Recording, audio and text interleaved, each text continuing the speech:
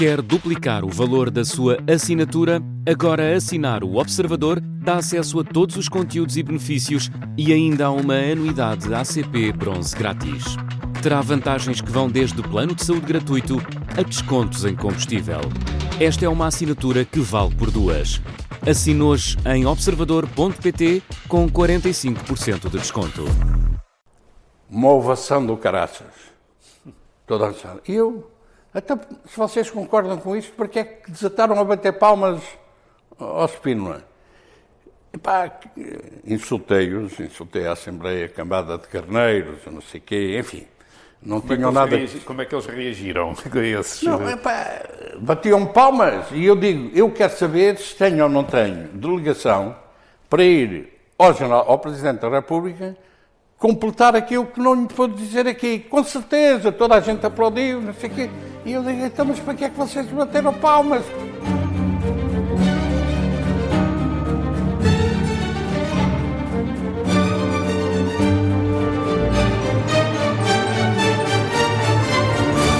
Olá, bem-vindos ao A Vida em Revolução. Eu sou o Rui Ramos, historiador, e comigo está o Pedro Jorge Castro, jornalista.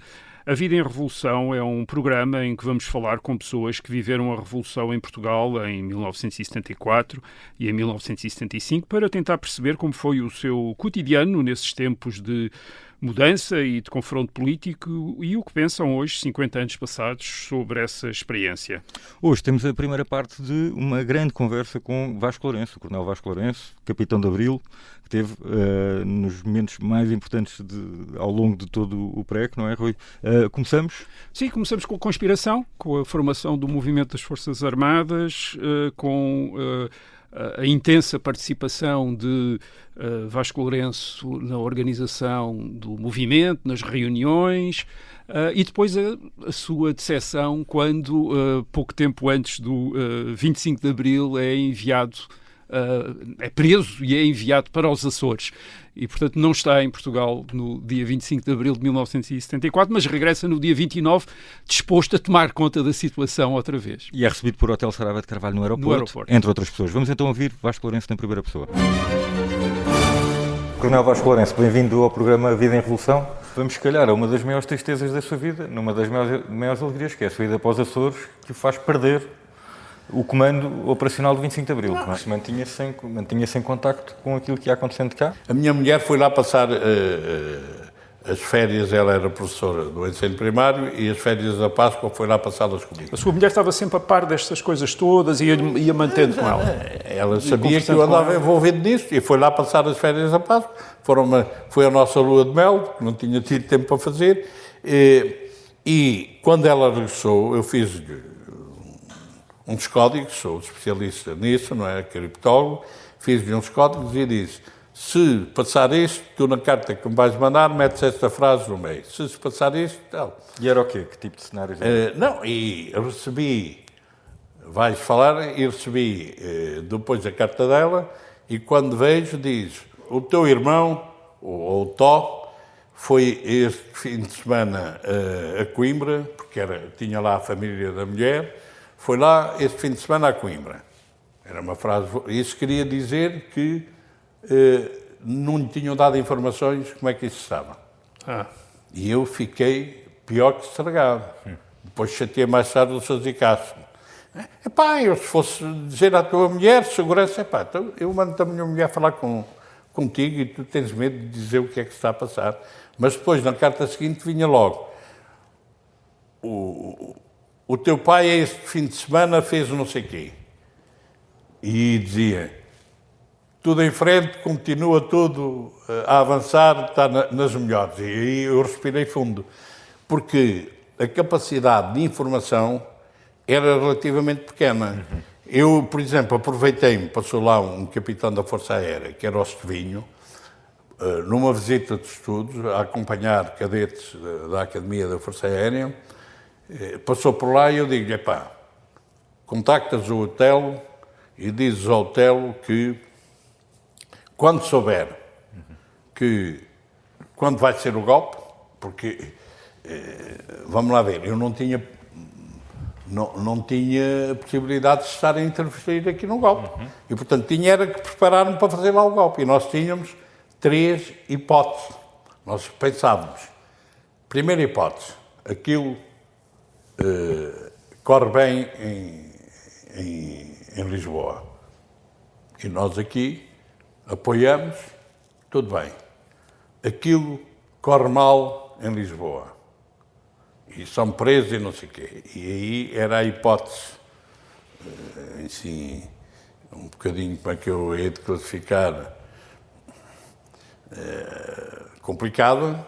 Nós vamos assumir o comando aqui. Estávamos decididos. Vamos assumir o comando em São Miguel. Em São Miguel. Vamos assumir o comando em São Miguel. Vamos declarar que apoiamos os revoltosos lá. Vamos fazer um ultimato de libertação imediata dos presos. Dizíamos, isto é uma coisa complicada, mas vai ser um grito internacional e vai provocar problemas internacionais ao Estado. Era, digamos, a hipótese limite. E depois havia a hipótese que mais me agradava, que era, o Melanturno chegou lá e diz, sabe-se que a malta, entretanto, descobriu que o Salazar tinha um projeto para um golpe no continente, fugir aqui para as ilhas, para a Ponta Delgada e pedir o apoio à NATO. E tinha lá a base. Nós admitimos que o Marcelo possa ter o mesmo projeto. Não sabemos se o tem, mas admitimos que... Portanto, temos que nos preparar para isso. E eu disse, nada me vai dar mais gozo do que o Marcelo chegar aqui e eu depois telefonar ao hotel e dizer, não te preocupes com este, que este já está dentro. Porque há uma coisa que exige, quem vai comandar a guarda de honra ao Marcelo para receber no aeroporto sou eu. E, portanto, anda cá que és meu. Não, como eu digo, eles aqui resolveram o problema e, portanto, esta hipótese não se colocou. E, então, para a ligação, eu pedi ao Estevinho, levas este código ao hotel e quando ele souber quando vai ser, vai-me mandar um telegrama, porque na altura era o que havia, para a sogra do Melo Antunes, porque, para despistar, manda o telegrama para a sogra do Melo Antunes com o seguinte texto.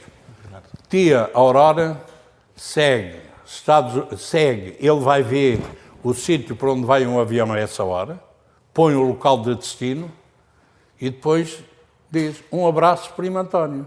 E, portanto, no dia 24 de abril, à tarde, a sogra do Melo Antunes recebeu um telegrama dizendo tia Aurora segue Estados Unidos da América, 250300, um abraço, Primo António. O 250300 era o que interessava. Era o dia, sabíamos que era naquele mês, portanto chegou 250300, 25 às 3 da manhã. Não sabia as senhas ou estava a par das senhas? Não. Não sabia? Não, eu não sabia. Eu comecei a pensar, como é que vai ser? Se eu estivesse no lugar do hotel, o que é que eu fazia? E disse, a primeira coisa que faria era ocupar uma emissora da radiodifusão. Para quê? Com duas finalidades. Primeiro, era para me comunicar à população sobre o que está a acontecer. E segundo, em caso de emergência, se as transmissões militares falharem, era para ter um meio para me dirigir diretamente aos militares que estivessem no terreno. E, portanto, ocupar um emissor da radiodifusão. Agora, depois, duas questões se colocavam. Primeiro, o hotel pensa o mesmo? E vai fazer isso ou não vai fazer? E depois, e se for fazer, qual é o posto? E então, aconteceu que eu estava de serviço, de oficial de serviço, ao quartel-general, no dia 24, e portanto na noite de 24 para 25. Simples coincidência, por acaso, até por um fenómeno giro, as coincidências, pronto, acontecem. Eu jogava bridge, tinha participado lá em torneios de bridge na vida civil, lá, e houve um dia que estava de oficial de serviço e havia um torneio de bridge e pediam um alferes para me fazer a troca. E depois eu fiz a destroca no dia 24. Portanto, ainda sem saber. Ainda sem saber.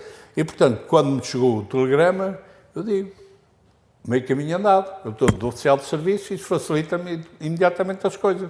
E então eu coloquei-me, a partir das 3 horas, que lá era 1 hora, porque eram 2 horas mais cedo lá, agora é 1 hora só, na altura eram 2 horas, eu coloquei, pus-me no gabinete oficial de serviço, tínhamos lá um rádio pequenino e comecei a ouvir. Agora, não tínhamos marcado as emissoras portuguesas.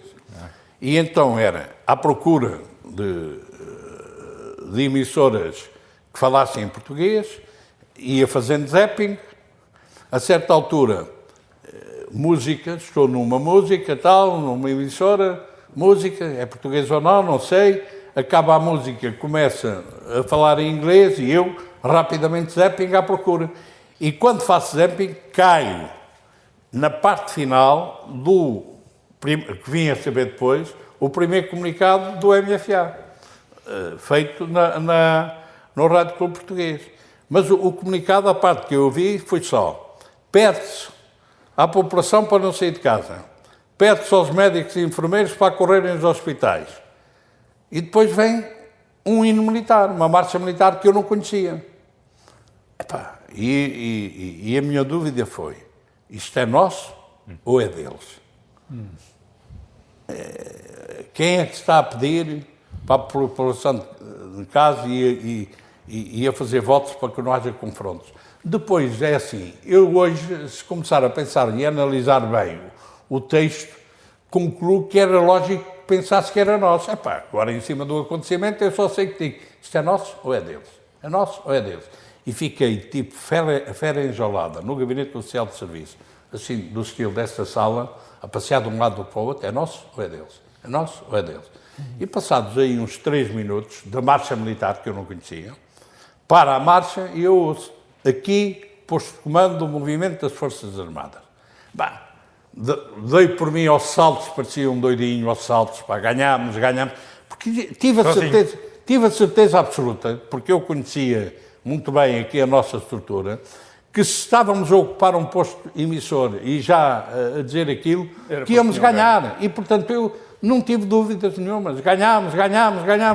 Pá, telefonei depois para o Mel Antunes, telefonei depois para um alferes messiano, que era o David Ramos, que foi depois aqui jornalista do Público e do Diário, não sei, que era um homem do PC, que no dia 24, era o meu elemento, eu fazia lá a ideia que ele era do PC, mas era o meu elemento de ligação aos oficiais milicianos, e no dia 24 à noite, depois de jantar, eu chamei-o e digo-lhe assim: Ó Ramos, preciso falar consigo. Diga, capitão, você sabe rezar? E ele olha para mim e diz: mas, ó capitão, não estou a perceber, porque é que me está a perguntar se eu sei rezar. É que se você soubesse rezar, eu mandava rezar. E eu: Não me diga que é esta noite. Vamos lá preparar as coisas que é esta noite. E, portanto, chamei-o, depois ele veio, começou-me a ouvir a BBC e a fazer relatos do que a BBC ia transmitindo. Porque a BBC é que começou a dar notícias aqui sobre o andamento do 25 de Abril. E, portanto, eu fui tomando conhecimento do que se passava aqui através dos relatos da BBC. Depois chamei o Mel Antunes, e assumimos, depois o comandante disse: vamos esperar, e eu disse: senhor, não sei o quê, tudo preparado, até que no dia seguinte tem de dizer: decida-se, senão obriga-me a prender o que é coisa que eu não gostaria. Pronto, obedeço. Portanto, pronto, e depois as coisas normalizaram-se.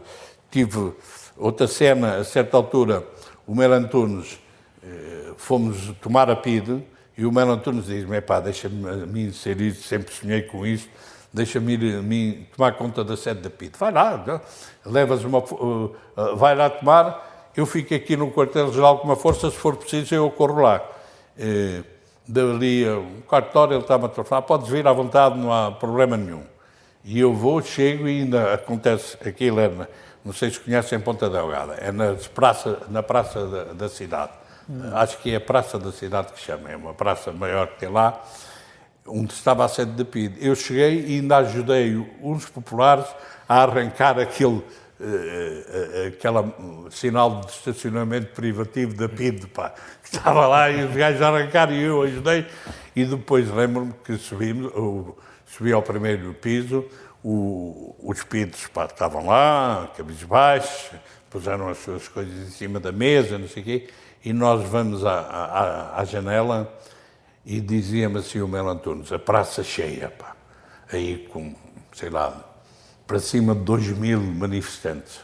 Isto em Ponta Delgada, e dizia-me o Melo Antunes assim, e muitos jovens, epá, isto é um sonho. Eu nunca esperei estar aqui a ver as praças da cidade cheias de uma manifestação de tipos a gritarem vivas à liberdade, pá. Epá, nunca esperei isto, pá. E depois eu vou, a seguir, tomar conta das instalações da Legião Portuguesa.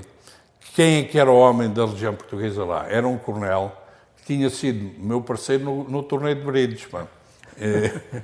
E quando eu cheguei lá, diz-me ele assim, eu vi logo que ia acontecer qualquer coisa, porque você disse-me que não ia estar muito tempo cá nos Açores. E depois, bem, está bem, vamos lá, você vai-me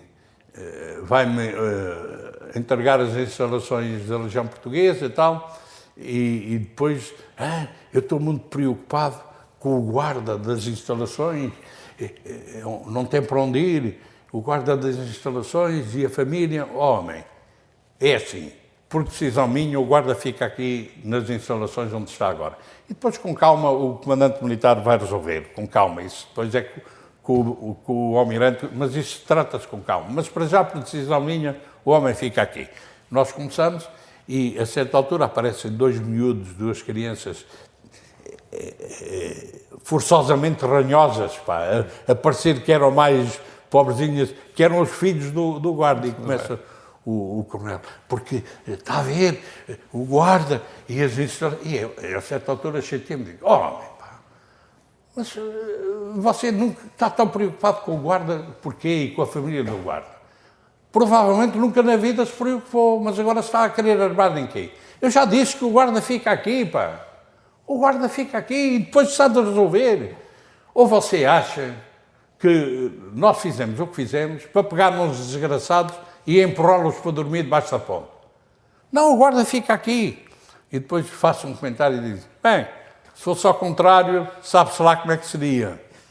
E o gajo, não, se fosse ao contrário, eu também o tratava bem, dizia ele. Veja o que se passou no Chile. O Chile tinha sido há pouco tempo. E o coronel começa a tremer e diz assim, não me diga que me vai fuzilar, não me diga... Fuzilar? Mas quem é que falou em fuzilamento? Está a ver a consciência pesada que você tem? Homem, deixe disso, pá, ninguém falou em fuzilamento, pá. Vamos lá entregar. Diz-me, tenho aqui uns quadros que eram meus. Homem, já lhe disse, tire tudo aquilo que acha que é seu. Quando entregar as chaves, depois já não pode tirar, a não ser que o almirante o autorize. Portanto, agora tire tudo. Os quadros são seus, leve os quadros, para não... Depois, à despedida, é que ele me diz, olha, eu tenho lá a medalha, ou a taça, era uma taça, que ganhámos no torneio que fizemos, tenho lá para lhe entregar ao homem. Guarda as 2 taças, quer lá saber da taça, do brilhos. Mas que ele não ficou preso nem nada, foi para casa. Foi para casa, foi para casa. Depois, mais tarde, encontrei-o aqui num torneio de brilhos, com o filho que também era jogador, e ele apresentou-me o filho a falar normalmente, eu olhei para o filho e digo assim, espero que seja melhor jogador de brilhos do que o seu pai. Coitado, mas quer dizer, portanto, a substituição das autoridades nos Açores, portanto, o comandante o almirante continuou-se. Continuou. Portanto, continuou praticamente... e posso dizer que no dia 29, quando eu regressei e me fui despedir do almirante e dizer-lhe, Sr. Almirante, quero-lhe agradecer a forma como nós convivemos, pronto, correu tudo bem, quero-lhe agradecer. E ele diz-me assim, Sr. Capitão, o senhor tem um feitio, pá, tem um feitio muito difícil, não sei o que. E eu digo, olha, eu quero dizer o seguinte, eu não sei o que é que se passou nos outros sítios, faço a mínima ideia. Mas quando o senhor souber o que se passou noutros sítios, o senhor vai-nos agradecer a maneira como nós o tratámos aqui. Não sei o quê. Fico com esta. Em 76 eu estou a comandar a região militar de Lisboa e a Armada levanta um processo ao Almirante Rosa Coutinho e nomeia este Almirante Braga da Silva ou Silva Braga, porque há um Almirante Braga da Silva e há um Silva Braga, e eu confundo sempre. Nomeou para fazer o processo ao Rosa Coutinho e ele pediu-me para me ouvir como testemunha. E eu recebo no meu gabinete do oficial, do comandante da região militar, ele vai lá e tal, prazer em vê-lo, em revê-lo, não sei o quê. Ó, Sr. Almirante, uma pergunta, lembra-se do que eu lhe disse quando nos despedimos nos Açores? Lembro perfeitamente. E então? Só tenho que vos agradecer, só tenho que vos agradecer. Da maneira como vocês me trataram, só tenho que vos agradecer. E, portanto, e depois, inclusivamente, quando se pôs a questão de ser saneado ou não, eu atestei, não sanei esse almirante, portou-se muito bem. Portanto, ele continuou... E continuou até passar à reserva por identidade. E, portanto, volta para o continente no dia 29. E quando chega cá, que ambiente é que encontrou? Quer dizer... Olha, eu cheguei aqui e a primeira sensação que eu tenho, portanto, eu cheguei aqui às 2 da manhã, tinha à minha espera a família, tinha a minha mulher e o meu irmão, os meus irmãos, tinha o hotel, tinha o Hugo de Santos e tinha o Rui Rodrigues, que era o capitão que comandava a companhia que tinha ocupado o aeroporto. E apareceu lá também o Avelino Rodrigues, jornalista, com quem eu tinha umas relações de amizade desde que ele tinha sido capelão no R5 nas Caldas.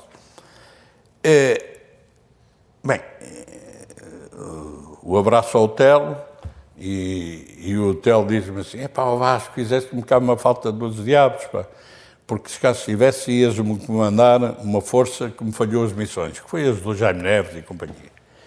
E eu dei-lhe um abraço e digo assim, hotel, se eu cá estivesse, naturalmente eras tu que me ias comandar forças para mim. Mas contigo correu bem, Dá cá um abraço comigo, sabes lá como é que teria corrido, dá cá um abraço, parabéns. Depois vou para casa, e a minha mulher diz-me, olha que eu não estou a gostar nada disto. Então porquê? A Dina, que era a mulher do hotel, fartou-se de queixar, enquanto estávamos à tua espera, que o hotel é que tinha feito as coisas e quem estava a aparecer na televisão era o Vítor Alves. E eu, ai meu Deus, mas isto já está assim. Bem, no dia 29... Isto para não falar de ser o Spínola presidente da Junta de Salvação Nacional. Não, com isso estava em paz? Eu aí não dei urros, mas quando nós ouvimos, no dia 26, a Constituição da Junta, eu lembro que o Melo Antunes dizia, mas não havia lá capitães, precisaram de ir buscar generais para a Junta, não tinham lá capitães para formar a Junta. Eu reconheço que foi positivo. Os 2 generais apareceram, deram uma credibilidade internacional que os capitães não teriam dado, uma aceitação internacional, eu reconheço isso depois. Agora, é evidente que não era o Spínola, era o Costa Gomes, mas isso são outras jogadas que houve também poderei falar nelas depois, noutra altura. Agora, no dia 29, depois cheguei ao posto de comando, na Cova da Moura, e a primeira sensação que eu tive é que não estava na minha guerra. Aquilo não era a minha guerra. Porque eu só via azuis. Os azuis são marinheiros e força aérea. O 25 de Abril foi feito essencialmente por cinzentos, que era o exército. E eu só via azuis. E mesmo dentro dos cinzentos, eu só via tipos que não conhecia. Eu que os conhecia todos antes do 25 de Abril, só via tipos que não conhecia. Eu digo, mas esta guerra não é minha. Os charais é que costuma dizer. Os generais e não sei o quê andavam a esfregar as mãos, até que no dia 29 chegou o Vasco Lourenço e pôs ordem na casa. E eu comecei a espadeirar, confesso, logo nesse dia. E tenho 2 ou 3 episódios interessantes. O primeiro foi, eu chego... portanto, as salas de operações e isso, ocupadas pela MFA, estavam no primeiro andar lá num edifício, eu chego lá ao primeiro andar, aparece-me um capitão de abril, o Pita Alves, que era um homem da ligação, portanto, que eu coordenava, que estava no serviço mecanográfico, na altura, serviço mecanográfico. Um grande abraço, não sei o quê. E diz-me ele, pronto, vou regressar aos mecanográficos. E eu digo, mas porquê? És lá preciso? Não. Mas queres ir para lá? Não, eu prefiro ficar aqui, no posto de comando. Então, se não és lá preciso e preferes ficar aqui, porquê é que vais para lá? Porque o Bruno disse que eu tenho que regressar aos mecanográficos. Bruno é o Almeida Bruno. O Almeida Bruno. E eu tenho uma explosão e digo, mas quem é o Bruno para te mandar para os mecanográficos? Estou eu a dizer isto. Estávamos num corredor em que tinha uma portinha que vinha numa escada interior de madeira do resto do chão, abre-se a porta e aparece o Bruno. E eu olho para o Bruno e digo, quem és tu para mandar o Pita Alves embora? Tu não queres que o gajo vá, ele não vai. Com certeza que não vai. Pronto, tu não queres que ele vá, não vai. Eram os espinolistas a tomar conta da situação. A seguir, perguntei, como é que... estou nisto, aparece um major, que eu não conhecia, do Exército, com as palmas de Estado-Maior, o que a nós nos deixava logo encostar à parede, e que vê-me demasiado à vontade a falar, não sei o quê, chega junto de mim e diz assim, quem és tu, O que é que tu fazes aqui? E eu olhei para ele e disse, espera aí, quem faz perguntas aqui sou eu. Quem és tu e o que é que fazes aqui? E eu, sou o Major Ravara, estou a desfiar a sala de operações. E eu tenho uma fúria. O quê? Tu não me conheces e estás a desfiar a sala de operações? Põe-te na rua. Mas rua já à minha frente. E ele saiu. Depois, mais tarde, veio agarrado aos charais, ao Costa Gomes, ele estava no gabinete do Costa Gomes e integrou-se e chegou a general. Pronto. Depois, estou nisto e digo assim, vocês vão estar organizados. Quem é que está aqui? Como é que está organizado? Há aí uma sala, um gabinete com o Vasconcelos à frente, é o mais antigo, o coronel. Ele deve saber dizer como é que estamos organizados. Onde é que é? Ali. Bom, chego lá, abro a porta, um abraço ao Vasconcelos, está bom, não sei o quê, parabéns. E digo-lhe, meu coronel, vocês contaram comigo. Portanto, o que é que me está destinado? O que é preciso eu agarrar? O que é que me está destinado? Vê-me fazer uma pergunta dessas a mim. Então, você é um dos donos disto, você escolhe. E eu, o quê? Eu não estou cá há um mês e pouco, vocês não prepararam nada, você escolhe o que quiser. Mas com quem é que eu estou metido, Saio dali, chego à sala de operações, estou lá, tal. Está aqui um telefonema do Corvacho do Porto, quer falar com alguém, dá cá que eu atendo. Corvacho, um abraço, estás bom, porreiro, não sei o quê, tal. Então, é para dizer que aqui nomearam o Carlos Azeredo para chefe de Estado-Maior da Região Militar do Porto. Eu não sabia quem era o Carlos Azeredo. Ele entrou na conspiração, espinolista, já eu não estava cá, portanto, no mês e tal, e teve um papel importante no 25 de Abril no Porto, é um facto. E eu digo assim, Carlos Azeredo, sim, é um tenente-coronel de cavalaria, não sei o quê, mas, ouve lá, mas vocês concordam com isso? Com a nomeação dele? Não, nós não concordamos, que ele seja o chefe de Estado-Maior dos Esmerias. Então quem é que a malta quer nomear para chefe de Estado-Maior dos Esmerias? E há assim um silêncio zinhoso. Bem, a malta acha que deve ser eu. Então estás nomeado. Mas nada, diz aí que fui eu que te nomeei, estás nomeado e acabou a conversa.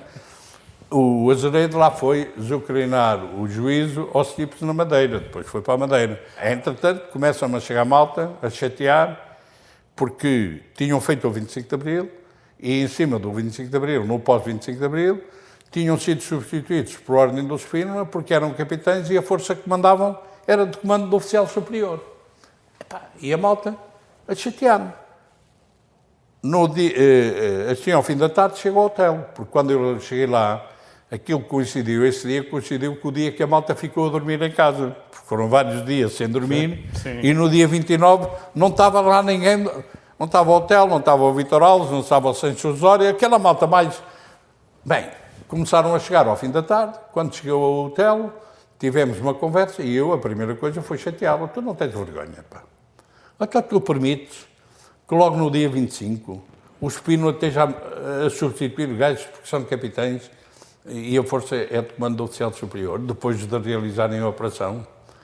Epá, o que é que queres? Eu já demorei a substituir, a libertar os tipos na trafaria, porque já sabia que eles, quando chegassem ao posto de comando à Pontinha, me iam criar problemas e eu atrasei até consolidar a coisa.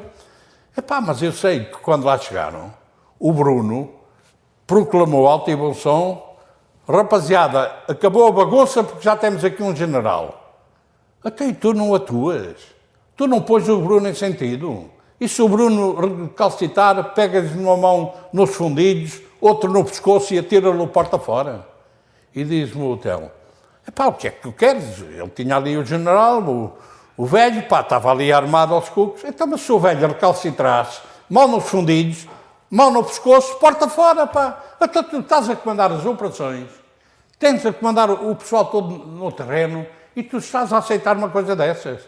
É pá, eu já fiz o que tinha a fazer. Agora quero é voltar para o professor da Academia Militar.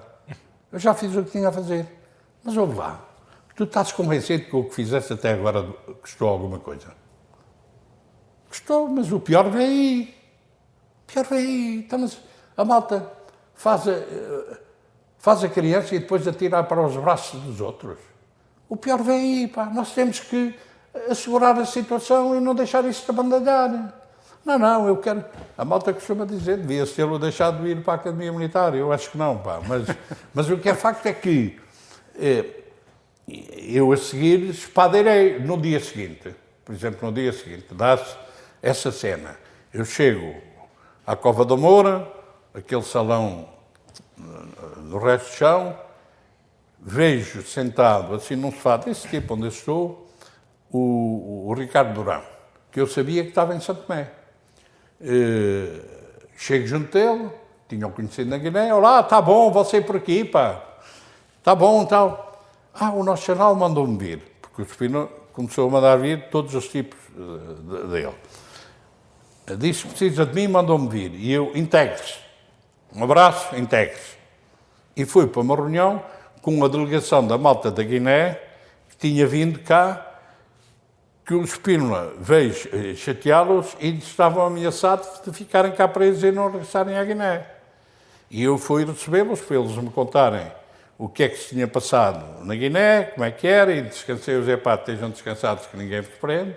E eu estou nisto, abre-se a porta, aparece o Bruno. Lourenço, é só para te perguntar uma coisa, pá. O que é que tu achas do Ricardo Durão para comandar a região militar de Lisboa? E eu: cavaleiro espinolista não, já chega, nem pense nisso, pronto. E não nomearam, portanto... Onde é que vinha este respeito que eles lhe tinham assim? Sentiam... Não é, quer dizer, repara, o Pinheiro Azevedo costumava dizer, depois mais tarde, disse-o N vezes, quando entrávamos em discussões, ele dizia: eu consigo, não me meto, porque você tem os capitães. Eu tinha estabelecido, de facto, uma relação muito especial com os capitães todos, que estavam nas unidades, que tinham a força. Pronto, o resto não sei, eu tenho a minha maneira de ser, cada um tem a sua maneira de ser. Porquê? Não sei. Porquê? Não sei. Eu posso dizer... Esse poder ainda era informal, não havia... Como? Esse poder, nesses Informal. dias, Era informal. ainda é impor-se, pronto. É informal. Não é? É informal. Eu tinha sido, durante toda a conspiração, eu fiz mais de 20 mil quilómetros a contactar o pessoal nas unidades, com o meu carro. Portanto, eu estabeleci uma relação e uma relação de confiança. Pronto, agora, porquê? Não sei. Mas mesmo na organização desse primeiro dia, ou desses primeiros dias, não lhe atribuem uma função específica? Nesses primeiros dias? Sim, depois de 29, 30. Eu fiquei ali. Atribuem-lhe uma sala, uma mesa? Não, eu fiquei ali. Nada... Eu fiquei ali. Depois há uma situação que se dá logo 2 dias depois, que dá uma discussão um bocadinho azeda entre mim e o Vasconcelos. Porquê? Porque os políticos do movimento tentaram ocupar o poder. E então, nomeou-se uma comissão coordenadora do programa da BMFA, que não estava prevista inicialmente, foi prevista, e eu não contesto isso, que foi prevista e decidida quando eu não estava cá, e, portanto, de repente, há o facto consumado. E nomeia-se uma comissão coordenadora do programa da BMFA, que vai para o Conselho de Estado, composta por 7 elementos, 3 do Exército, 2 da Marinha e 2 da Força Aérea. O Mel Antunes, quando eu vim, ele não queria vir, e eu disse, o importante é lá, não é aqui agora. Lá é que és necessário. Então eu só vou se tu me mandares vir. E eu cheguei aqui, passados 2 dias, estava-lhe a telefonar, anda daí, que és necessário aqui. Mas, do Exército, essa comissão coordenadora é composta por quem? O mais antigo, que era o Vasconcelos, o Vítor Alves e o Mel Antunes. E eu, na primeira reunião que fizemos, disse, meus senhores, expliquem-me lá uma coisa. O Exército tinha uma comissão coordenadora que tinha uma direção. A direção era formada por 3 elementos, que era o Vítor Alves, o Otelo e o Vasco Lourenço. Porquê é que só o Vítor Alves é que fica na comissão coordenadora? O lógico é que se nós formos nomear uma comissão coordenadora, o Exército nomeia a sua direção. São os elementos mais importantes da organização, nomeia os 3. E começa, não sei o quê, o Otelo pensa-se nele para não sei o quê. Está bem, pronto, o Otelo pensa-se nele para depois um comando militar. Tem o Vasco Lourenço. E o Vasconcelos, a certa altura, disse, pronto, se é assim, eu dou-lhe o meu lugar, eu vou-me embora, dou-lhe o meu lugar. Armou a menina virgem, como eu costumo dizer. E eu disse, não, desculpe lá, aqui não é dar-me o seu lugar ou não é? É pôr os pontos nos is. Eu não admito que agora os políticos venham tomar conta disto. E, portanto, é assim. Bem, e eu vou nomeado para o Estado-Maior, o gabinete do chefe de Estado-Maior do Exército, para controlar as transferências dos oficiais nas unidades que se tinham portado mal. E, portanto, para tratar das transferências da malta que se tinha portado mal. E vou para o gabinete do Jaime Silveira Marques, que era o chefe de Estado-Maior do Exército. Vamos agora fazer uma pausa, voltamos depois do intervalo.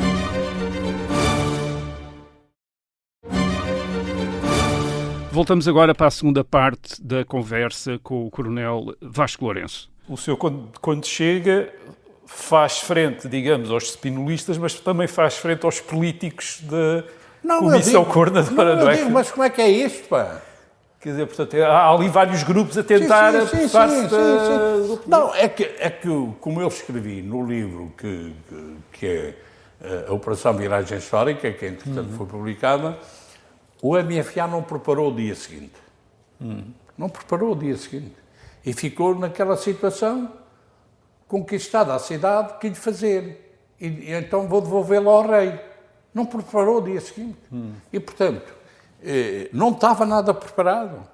E deixou-se enrolar pelos spinolistas, deixou-se enrolar pelos tipos que não tinham estado no MFA e que apareceram. E, portanto... como o Charais diz, o Charais é que costuma dizer, o Charais que esteve no grupo que fez o programa do MFA e que avançou logo e que tem a responsabilidade de montar o posto de comando na Cova da Moura, depois da Pontinha, é o Charais que tem essa iniciativa, é já o Charais que vai ter uma importância logo decisiva, aliás, não foi logo no dia 26, porque quando se vão libertar os presos políticos de Caxias, o Spínola dá instruções para não libertar os que eram acusados de crimes de sangue. E gera-se ali um movimento dentro de Caxias, entre os presos, ou saem todos ou não sai nenhum, e é o Charais que dá instruções, e mandou lá o menino Vargas, que era o major, dar instruções que saem todos. E, portanto, contra a opinião do Sofino. É um elemento com uma capacidade boa e que desempenhou um papel muito bom e importante. O Charais é que disse no seu livro, e na entrevista ao Ribeiro Cardoso, a seguir ao 25 de Abril ele viu duas coisas. Os generais, ufanos, temos o poder. E viu a rapaziada espinolista e não sei o quê a tentar cavalgar e ocupar o poder. E a malta do MFA, pá, a seguir a ação do Otelo, a regressar aos quartéis. E ele disse, no dia 29, de facto, chegou o Vasco Lourenço, começou a tomar conta da situação e diz ele, eu vi onde estava o verdadeiro poder, era a ligação dele aos capitães. Vi onde estava o verdadeiro poder e os Charais fazem a seguinte observação, agarrei-me a ele e não o larguei mais. Portanto, de facto, eu, como estava a dizer, eu vou para o Estado-Maior do Exército e a minha entrada com o Jaime Silveira Marques dá-se desta maneira. Eu chego lá, apresento-me ao jornal, Capitão Vasco Lourenço, estou aqui em nome do MFA para desempenhar este papel assim. E ele olha para mim e diz-me assim, quero dizer uma coisa, para mim as leis são para os cumprirem. E eu, está bem, no jornal, eu costumo dizer a mesma coisa, tenho o costume de acrescentar o seguinte, o melhor possível. Não para os cumprirem, o melhor possível, é sempre o que eu digo. Mas não estou a perceber porque é como o jornal me está a dizer isso. Existe uma norma no regulamento que define o talho do corte de cabelo. E você tem o cabelo muito comprido. Eu usava patilhas. Tem aí essas patilhas, não sei o quê. Eu tinha tido problemas na guerra por causa do uso de patilhas. Estavam nos meus documentos e houve um general e um coronel que me quiseram obrigar a cortar as patilhas e eu obriguei-os a engolir essa cena, portanto, mantive as patilhas. Tinha tido uma cena depois aqui no BC5 com o general comandante da região, o segundo comandante que fui lá, e depois disse ao comandante que só não me dava uma porrada porque tinha encontrado a minha companhia muito capaz por causa do uso das patilhas, e eu disse ao comandante, diga a ele que se quiser dar uma porrada, engola a porrada a seguir. Porque eu uso as patilhas e ninguém me pode obrigar, é o meu corte de barba e eu só posso alterar o corte de barba se fizer um requerimento. Eu não ponho o requerimento e, portanto, não altero o corte de barba. Já agora, desculpa, estas cenas do engolir a porrada, há várias ameaças de porrada aqui que já foram referidas. Estava mesmo disposto a avançar com porrada para cima de alguém que discordasse de si? Não, o termo porrada é um termo castigo. Quer dizer castigo, castigo. aqui. Certo, mas aqui dar-me uma porrada é dar-me um castigo. Certo, não é o termo militar que nós usamos. Mas muito. nunca lhe dão... Não tem que ver com a agressão física. Mas não chegava a vias de facto? Depois, não. O dar um castigo não tem nada a ver com a agressão. E eu chego e vejo o chefe de Estado-Maior a chatear-me. E eu passei-me, confesso. Olho para ele e começo aos berros e digo, eu caguei nas patilhas, eu caguei nos cabelos. Nós estamos numa situação em que você tem problemas enormes para tratar no Exército e está preocupado com o tamanho dos cabelos. Eu caguei você... E eu, pronto, tenha calma, não. Até eu venho aqui, você está aí porque nós o colocamos aí, está-me a chatear por causa do tamanho dos cabelos. Bem, eu estive lá 8 dias, porque passados 8 dias... eu cheguei, reuni o general, chefe de Estado-Maior, o general ajudante-general, que era o Algés Aires, e o coronel, chefe de gabinete do chefe de Estado-Maior, que era o Pedro Cardoso, e disse assim: meus senhores, eu venho aqui com esta missão, transferir e colocar os oficiais que se portaram mal no 25 de Abril, para haver segurança nas unidades.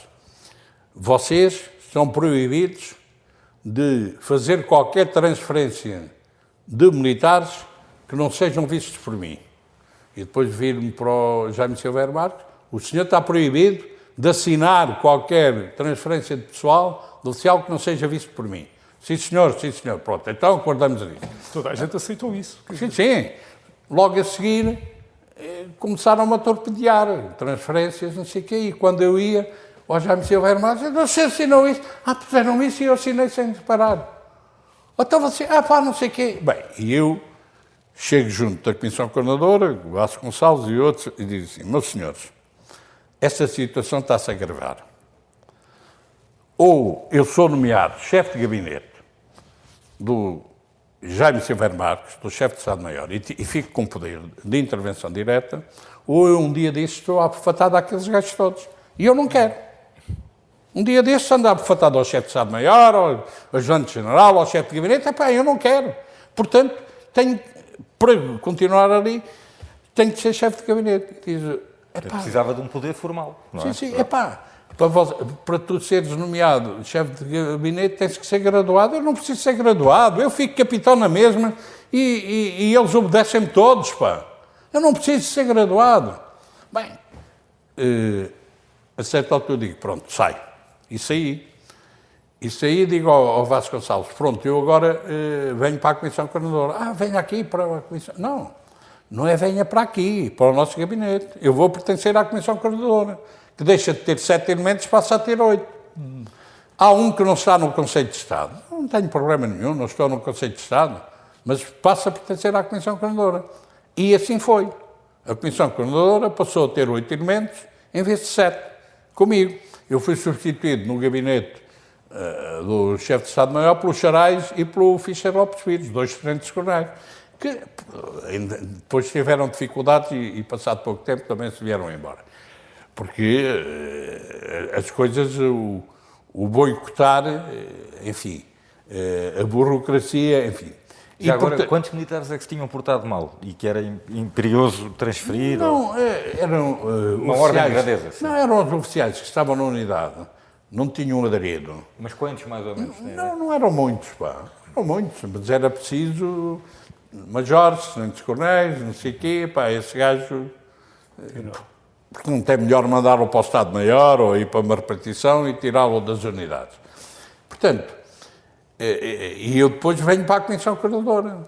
E dá-se uma coisa que é também kafkiana, porque este processo, ouvir o monge, enfim, recorda-me algumas, este processo é interessante. Dá-se uma situação kafkiana quando há a transição do primeiro para o segundo governo provisório. Há 4 membros da Comissão Coordenadora, ou 5, que vão para o governo. Do Exército vão os 3. O Vasconcelos, o Vítor Alves e o Melo Antunes. Os 3 vão para o governo. E, portanto, não podem ficar na Comissão Coordenadora. E então nós temos que fazer uma reunião para nomear os novos membros da Comissão Coordenadora.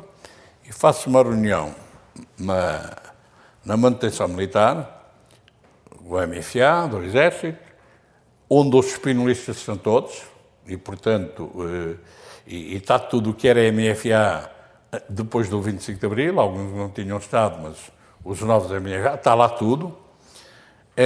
E, pronto, precisamos de escolher 3 elementos para a Comissão Coordenadora. Dado que há um elemento que já está na Comissão Coordenadora, que é o Vasco Lourenço, só precisamos escolher 2. Primeira grande discussão. Não, senhor, teórica, formalmente são só os 3 e não sei o quê, o Vasco Lourenço está lá, esteve lá depois e está a mais, temos que escolher os 3. E eu digo: eu dou de barato isso, vamos escolher os 3. Pronto, vamos fazer a votação e decides. vamos fazer em 2 voltas. Primeiro, todos são candidatos, possíveis de nomear. Depois, escolhemos, são 3, escolhemos os 6 mais votados e pomos à votação na segunda volta.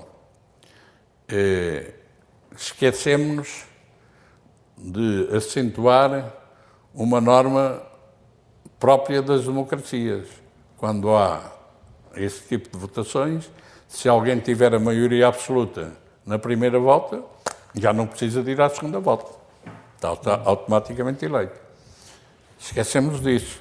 De maneira que, pronto, então vamos lá escolher 6. Votação, primeiro, Vasco Lourenço, 122 votos. Segundo, Xarais, 60 votos. Terceiro, Pinto Soares, 60 votos. Depois havia o Delgado Fonseca, tinha 30 votos, e depois vieram mais 2 com uns votos, portanto, residuais. Ora, nós estávamos lá, aí eu tive 122 votos, nós estávamos lá aí 220 ou 210, à volta disso, à volta de 200. Portanto, eu recebi a maioria absoluta dos votos. Digo eu que era o moderador, fui sempre o moderador de todas as reuniões, e digo, bom, um já está eleito, com maioria absoluta, vamos escolher dos outros 4 mais votados, mais 2. Não, senhor, nós dissemos que a segunda volta era com 6 e, portanto, não há cá maiorias absolutas. E disse, está bem, pronto, não me chateio, não me vou chatear com isso. E então, apesar disso, eu fui à segunda volta. Está claro. Na segunda volta, tivemos todos 122 votos. Portanto, acho que o Xarais teve 124, eu mantive os 122, ou reduzi 2, porque havia 2 tipos que tinham ido embora, o Pinto Soares teve o mesmo número de votos que eu, e pronto, fomos eleitos os 3. Portanto, isto mostra a pequenez desses tipos. Mas, quer dizer, numa reunião destas, onde estavam adeptos do General Spínola, isto mostra a sua força aí nesses interesses oficiais. E eu costumo contar para mostrar como da parte dos partidos e da parte das comissões populares de base, como é que as coisas falharam. Ou porquê é que falharam.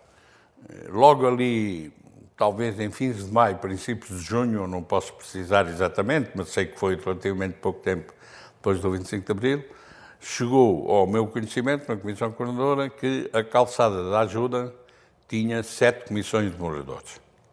7.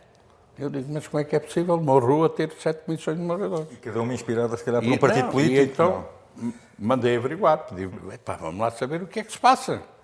Como é que é possível numa rua haver 7 comissões de moradores e não haver só uma? Bem, uma das comissões de moradores, que na altura era a do MRPP, tinha 7 componentes, nenhum deles morava na Calçada da Ajuda. Pronto. Isto é, cada partido queria ter em toda a rua, em todo no seu bairro, não sei o quê, a sua comissão de moradores. É evidente que isso não dava. E depois há ao inverso, que foi, e isso já é aí em agosto, talvez, em agosto de 75, já em plena perturbação provocada, portanto, pela radicalização que segue ao 11 de março, a Comissão de Moradores do bairro da Sé de Évora, lembro perfeitamente, fez um comunicado que foi transmitido nas rádios até mandá-lo parar, fez um comunicado em que exigia a imediata dissolução da Assembleia Constituinte. E eu lembro-me que no Conselho de Revolução, na altura, eu digo, mas o que é que a Comissão do bairro da Sé, ou de qualquer outro bairro, tem que se pronunciar sobre a Assembleia Constituinte? Isso depende dos partidos. Eles preocupam-se com os problemas dos moradores enquanto moradores. Porque o problema global são os partidos na Assembleia Constituinte. Mas, portanto, essas duas atitudes deram que falhámos. Não foi possível. Eu lembro-me que a seguir ao 25 de novembro, depois, como comandante da região militar, ainda fiz várias intervenções de apelo às comissões, às organizações populares de base, que era assim que se chamava. Ainda fiz, cumpram o vosso dever, discutam os problemas para que são criados. A Comissão de Trabalhadores não substitui o sindicato. É uma Comissão de Trabalhadores daquela empresa. Não é para substituir o sindicato, não. Tudo isso foi altamente complicado. Mas já vamos agora um salto muito grande. Vamos voltar aqui a fim de abril de 74. Queria que nos contasse como é que foram as primeiras semanas do primeiro governo provisório, da Linda Palma Carlos, e como é que se articulou com a Presidência da República de Spínola, com o MFA. E os spinolistas tentaram imediatamente controlar a situação por completo. O Spínola mandou vir os seus apaniguados que estavam, por exemplo, em Paris, estava no curso de Estado-Maior o Firmino Miguel, veio de lá. O Ianes estava em Angola, veio de Angola. O Ricardo Durão estava em São Tomé e Príncipe, veio de São Tomé e Príncipe imediatamente. O Spínola mandou vir. Enquanto nós, o MFA, e isso eu acentuo esta diferença, enquanto nós continuámos a mandar capitães de Abril, porque a guerra continuava, queríamos fazer o processo de paz e, portanto, de independências, mas enviámos, não fizemos nenhum entrave. O Spínola não, começou a mandar vir os seus homens de mão todos. Os contactos com o Palma Carlos e que levam ao denominado golpe Palma Carlos, mas quem tentou o golpe foi Sá Carneiro e não o Palma Carlos, mas o Palma Carlos dá-lhe o nome porque é o primeiro-ministro, tem um ponto inicial forte numa reunião da manutenção militar. A certa altura, o Spínola faz uma reunião na manutenção militar em que reúne, portanto, eu calculo talvez 150 a 200, não sei bem, militares de Abril. Estão lá os spinolistas todos, isto é, está toda a gente que se assume como militar de Abril, mesmo que não tivesse participado na conspiração e não sei o quê, mas a seguir ao 25 de Abril houve muitos novos militares de Abril. E estão lá todos. E o Spínola leva alguns ministros, leva o Sá Carneiro, acho que leva o Magalhães Mota, leva o Vasco Vieira de Almeida, e da junta leva 2 ou 3 elementos, já não sei exatamente quem. E a ideia era declarar o estado de sítio. É talvez a primeira vez que o Spínola aparece, ele fez essa ameaça aí umas 6 vezes, em declarar o estado de sítio. E diz que a situação está a caminhar para o caos, está a ser incontrolável e que tinha que declarar o estado de sítio. Já tinha havido aquela cena dele suspender a República porque tinha dado uma notícia sobre a guerra colonial e ele achava que portanto, tinha criado já um conflito connosco, que nós dissemos, a imprensa em livre, não podemos estar a atacar porque fez um artigo que não nos agrada e agora fecha. O Spínola chegou a mandar fechar. Acho que ficou um dia fechado só. E nessa reunião o Spínola põe os ministros que levou a apresentar a situação económica e social a caminhar para o caótico, para o incontrolável, e, portanto, ele tinha que declarar o estado de sítio. Há discussões. O Vasconcelos faz uma intervenção, portanto, que não agrada muito ao Spínola. O Spínola, pronto, faz um intervalo. O Vasconcelos vai ao palco